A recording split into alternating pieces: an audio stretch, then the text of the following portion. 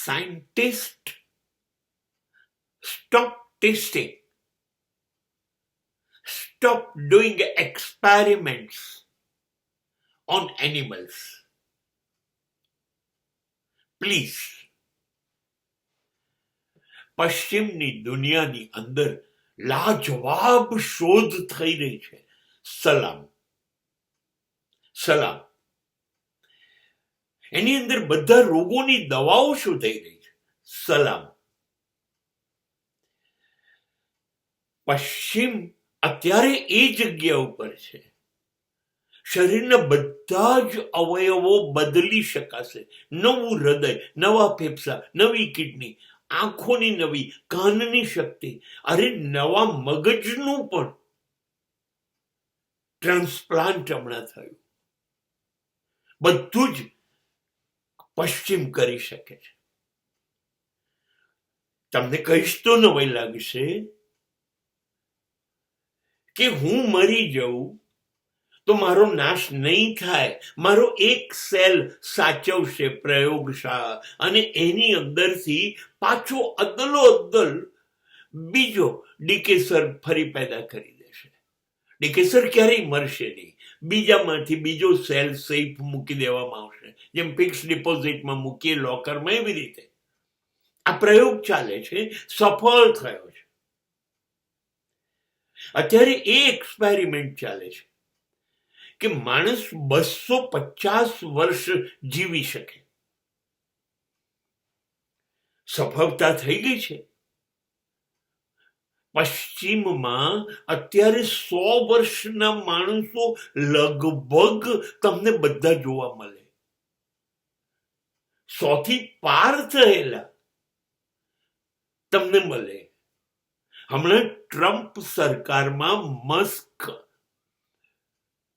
જે ઉદ્યોગપતિ છે, એક મિનિસ્ટર છે, એમણે દરેક જણને અમેરિકન સરકાર દર મહિને ₹1.25 લાખ આપે છે વૃદ્ધોને. એ વૃદ્ધોની યાદી આપી. એની અંદર 100 થી 125 વર્ષની અંદર વધારે જીવનારા, 100 થી ઉપર જીવનારા ની યાદી. તમને નવાઈ લાગશે. 1,18,000 જણા 100 થી ઉપર છે. માત્ર પ્રયોગો સફળ થઈ રહ્યા છે. હા, કહેવાનો મતલબ એ છે આ બધા જ પ્રયોગો એ ઉંદર ઉપર થાય છે, સસલા ઉપર થાય છે, કબૂતર ઉપર થાય છે, પક્ષીઓ ઉપર થાય છે. આંખની દવા ઉંદરની આંખમાં શોધાય છે. લિપસ્ટિકના ટ્રાયલ પશુઓ ઉપર, પક્ષીઓ ઉપર થાય છે.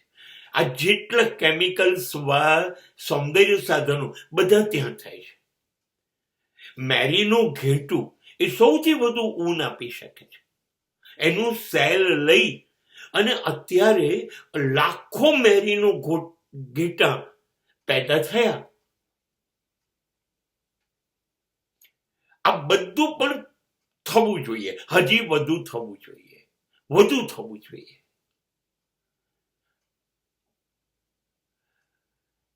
પણ જાનવરોનો ભોગ લો છો.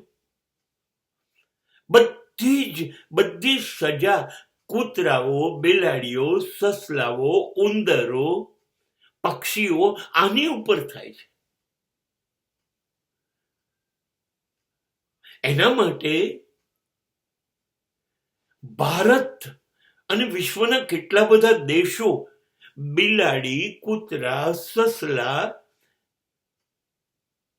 દેડકા આ બધું પરદેશ એક્સપોર્ટ કરે છે. આ લોકો એની પર પ્રયોગો કરે છે, જેને કારણે બધા પ્રયોગોથી નવી નવી શોધો કરી શકાય. કરવું જોઈએ, સારું છે. માનવજાત વિકસશે, આનંદ છે. આરોગ્ય સુધરશે, આનંદ છે. પણ વૈજ્ઞાનિકોને મારે એક વિનંતી કરવી, એક કામ કરો ને. આ પ્રયોગો છે ને એ કાં તો બધા ધર્મ ગુરુઓ, સાધુ સંતો ઉપર કરો, બિલકુલ નકામ જ છે સમાજ માટે. અને કાં તો દરેક દેશમાંથી રાજકારણીઓને મંગાવી લો. એ લોકો બિલકુલ હલકટ જ છે. એ જીવે કે મરે, સમાજ સુખી થશે, એ જીવતા રહેશે તો દુઃખી થશે. એની ઉપર બધા પ્રયોગો કરો. બધા નેતાઓ મરી જાય, બધા ધર્મગુરુઓ મરી જાય તો ચાલશે. વૈજ્ઞાનિકો બસ આટલો ફેરફાર કરો, બાકીની શોધવાવ તમારું કામ બિલકુલ સરસ છે. અને એને લીધે પશુ પક્ષીઓ બચી જશે અને પશુ પક્ષી કરતા વધારે હલકટ જાનવર જેવા માણસો વગર સમાજ સુખી થઈ જશે.